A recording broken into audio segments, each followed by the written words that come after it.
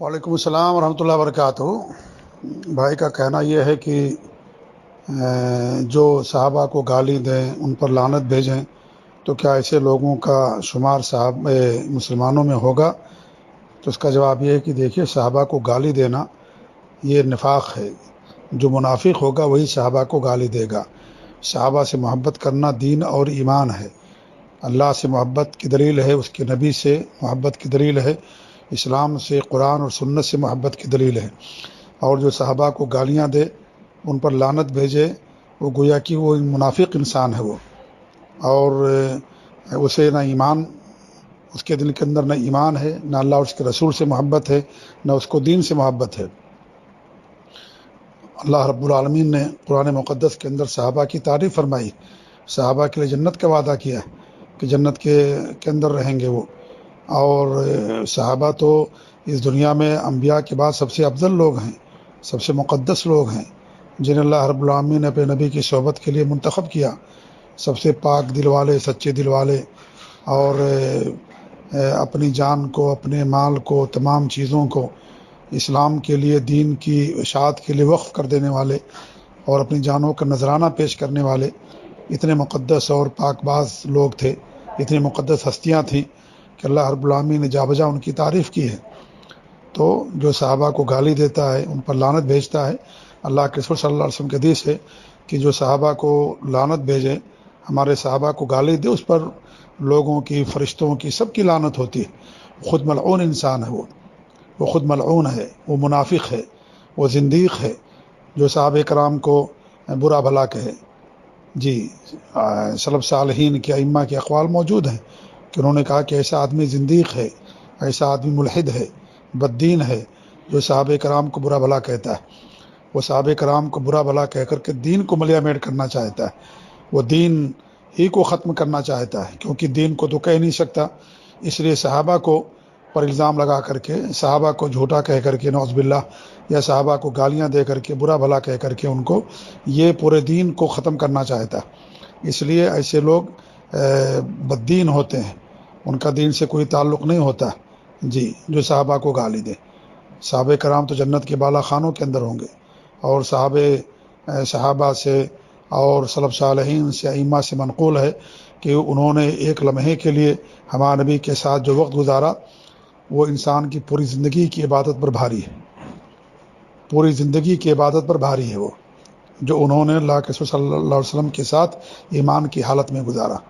اتنے بڑے مرتبے والے، اتنے بڑے مقام اور فضیلت والے، انہیں اگر کوئی گالی دیتا تو اس کے اندر خود ایمان نہیں ہے، وہ خود مسلمان نہیں جو ایسا کام کرتا ہے۔ ایک مسلمان کبھی بھی صحابہ کو گالی نہیں دے سکتا۔ کسی کو گالی دینا شریعت کے اندر حرام ہے، کسی پر لعنت بھیجنا شریعت کے اندر حرام ہے، حتیٰ کہ جانوروں پر لعنت بھیجنا یا کسی جانور کو گالی دینا یہ شریعت کے اندر حرام ہے۔ تو پھر یہ کیسا مسلمان ہے جو صحابہ کو گالی دیتا ہے اور صحابہ کو برا کہتا ہے اور ان پر لعنت بھیجتا ہے؟ جب شریعت کے اندر جانوروں کو برا کہنے سے، ان پر لعنت بھیجنے سے، ان کو گالیاں دینے سے منع کیا گیا ہے، تو یہ صحابہ کرام ہیں، یہ ان کے ذریعے سے ہمیں قرآن ملا، دین ملا، اور انہوں نے نبی صلی اللہ علیہ وسلم کی مدد کی۔ مہاجرین اور انصار ہجرت کر کے آئے مدینہ، اور مدینہ کے صحابہ نے ان کی مدد کی، ہمارے نبی کی مدد کی، اور اسلام کی اشاعت کے لیے ہر ممکن کوشش کی، اپنی جان تک لگا دی انہوں نے، اور اس طریقے سے نمونہ پیش کیا، اتنی قربانیاں دی۔ اور ایسے صحابہ کے بارے میں انسان اگر اس طرح کا عقیدہ رکھتا ہے، ان کو برا کہتا ہے، تو خود برا انسان ہے، وہ خود ان کو لعنت بھیجنے والا خود ملعون ہے، زندیق ہیں ایسے لوگ۔ مسلمان کیا، وہ زندیق ہیں، وہ بددین لوگ ہیں، ان کا کوئی تعلق نہیں اسلام سے۔ جی ہاں، ان کے ذریعے سے ہم کو الحمدللہ اسلام ملا ہے، ہمیں ہمیشہ ان کا ذکر خیر کرنا چاہیے۔ اللہ رب العالمین ان سے راضی ہو گیا، اللہ سے راضی ہو گئے، یعنی جب بھی کسی صحابی کا نام آتا تو رضی اللہ عنہ کہا جاتا ہے کہ اللہ تعالیٰ ان سے راضی ہو گیا، انہوں نے اتنی قربانیاں پیش کر دیں۔ جب اللہ ان سے راضی ہو گیا اور آج کا انسان راضی نہ ہو، تو ایسے لوگوں کی ضرورت نہیں ہے، جس سے اللہ راضی ہو گیا وہ ان کے لیے کافی ہے وہ۔ جی ہاں، تو ایسے لوگ یعنی زندیق اور منافق کے زمرے میں آتے ہیں، جو صحابہ کو برا کہیں، جو صحابہ کو گالیاں دیں۔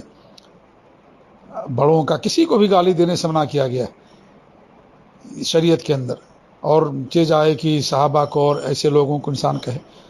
اللہ کے رسول صلی اللہ علیہ وسلم کے زمانے میں منافقوں نے صحابہ کرام پر کچھ یعنی بد کلامی کر دی اور کہا کہ تو موٹی توند والے ہیں اور بڑے پیٹ والے ہیں، یہ بزدل لوگ ہیں.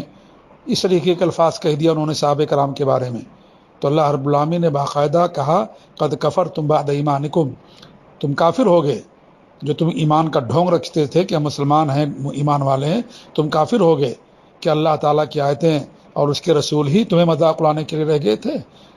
تو یہ صحابہ کرام جنہوں نے اللہ کے رسول کی مدد کی اور اس طریقے سے دین کو دنیا کے اندر غالب کرنے کے لیے ہر ممکن کوشش کی، ان کو سراہنا چاہیے، ان کا خیر سے نام لینا چاہیے، ہمیشہ ان کے لیے دعا کرنی چاہیے.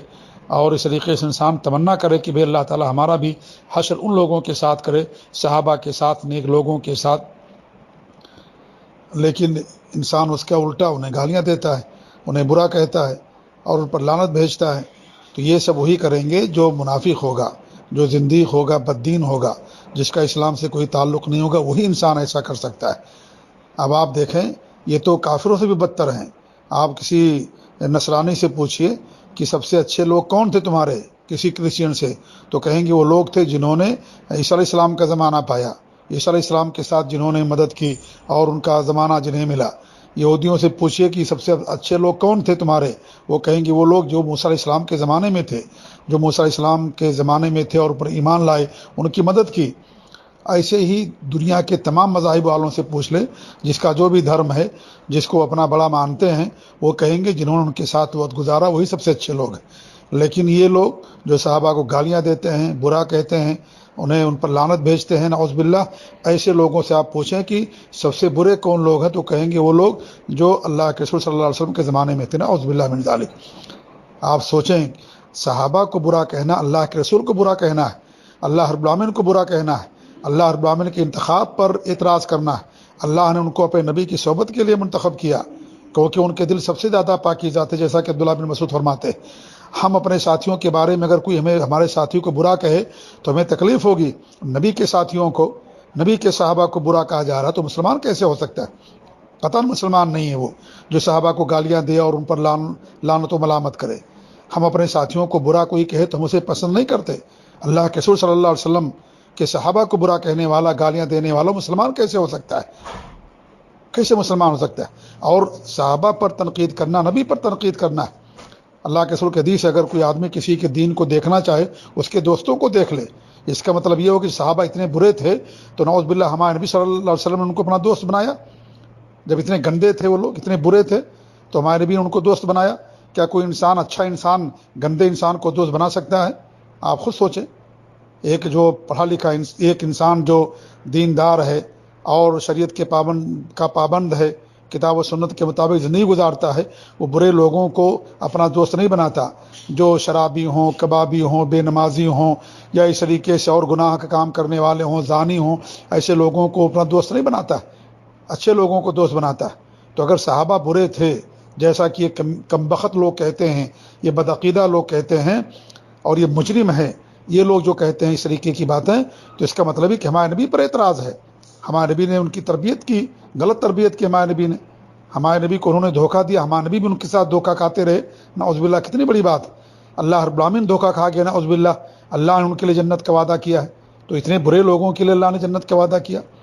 تو یہ صحابہ پر تنقید کرنا، صحابہ کو برا کہنا، صحابہ کو گالیاں دینا، یہ اللہ اور اس کے رسول کو گالی دینے کے مرادف ہے. یہ اللہ اور اس کے رسول کو برا کہنے کے مرادف ہے. یہ پورے دین کو ختم کرنے کی سازش ہے یہ صحابہ کرام کو برا کہنا.